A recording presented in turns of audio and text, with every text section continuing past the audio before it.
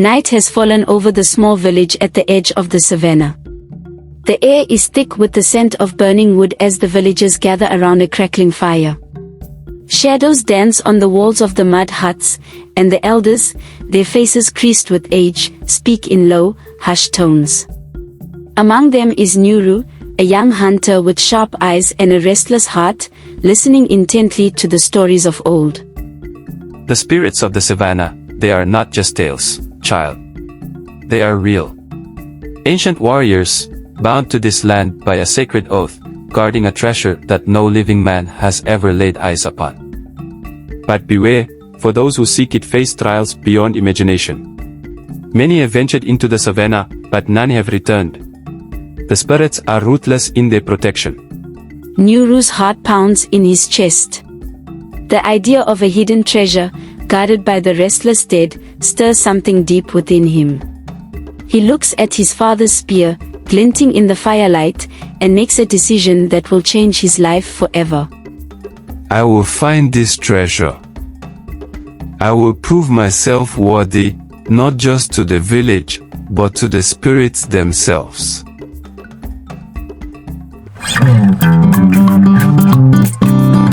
The next morning, before the first light of dawn, Nuru sets out into the savannah.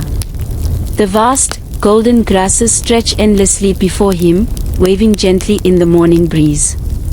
He walks with purpose, his father's spear in hand, the weight of his decision heavy on his shoulders. Nuru ventures deeper into the savannah, the sun now high in the sky, beating down on him relentlessly.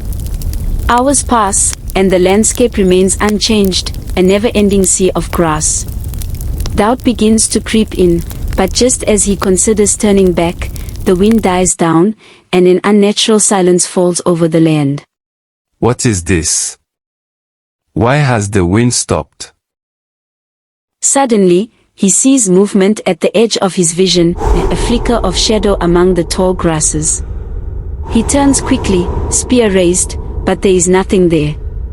He continues forward, each step slow and deliberate, every rustle of grass setting his nerves on edge. Then, out of nowhere, the ground beneath him gives way, and he finds himself sinking into thick, dark mud.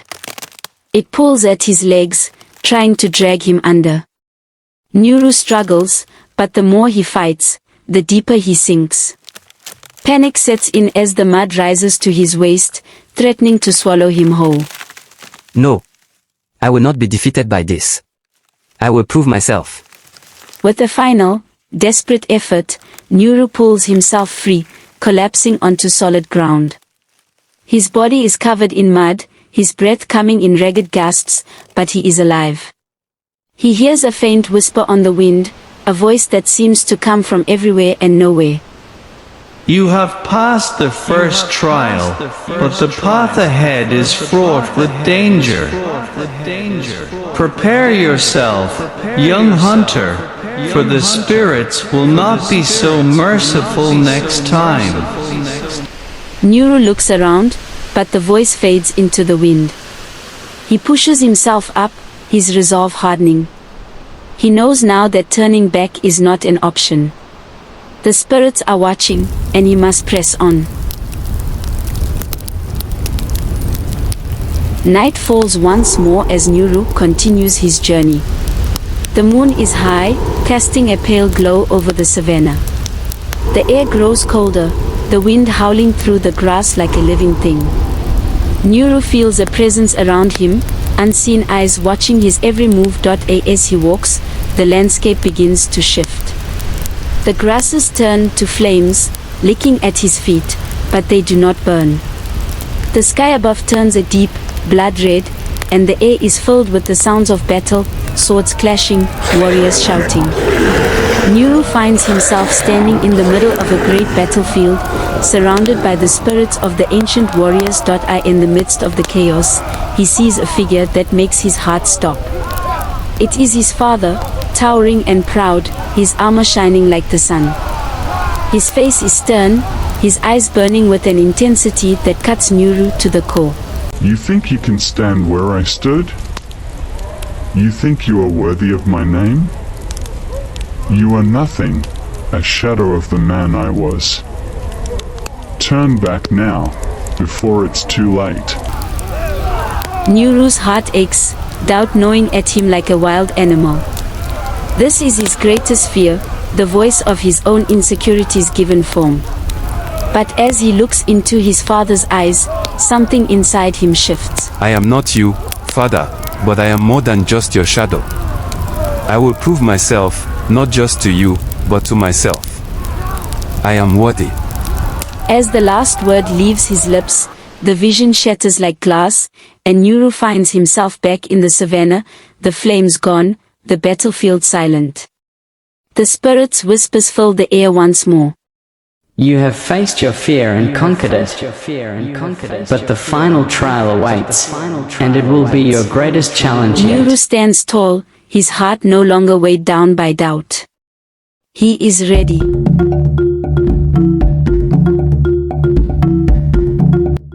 The night deepens, and the savannah grows more treacherous with each step Nuru takes. The tall grasses form a labyrinth around him, blocking out the moonlight, suffocating him in darkness. He pushes through, his every move watched by unseen eyes. Finally, he stumbles into a small clearing. In the center stands a stone altar, ancient and weathered by time. Upon it lies a small, intricately carved box, glowing faintly in the dark. Nuru's breath catches in his throat. This is the treasure he has sought, the prize he has risked everything for. But as he steps forward, the air grows cold, and the spirits of the warriors appear once more, surrounding the altar in a circle of light. Their eyes, glowing with an unearthly fire, are fixed on Nuru, judging him, waiting. You have come far, young hunter, but before you can claim this treasure, you must answer one final question. What is it that you truly seek? Is it the treasure, or is it something more? The treasure I seek is my own worth. I have come to prove to myself that I am more than just a shadow, that I am worthy of the life I have been given. The box is just a symbol. The true treasure is within me. The spirits are silent for a long moment, the air thick with tension. Then, one by one, they lower their weapons and step back, their faces softening. The leader of the spirits steps forward. You have spoken the truth, young hunter. The treasure is yours, not the box, but the knowledge that you are worthy. You have faced the trials of the spirits and emerged victorious. Go now, and live the life you have earned. With those words, the spirits begin to fade, their forms dissolving into the night.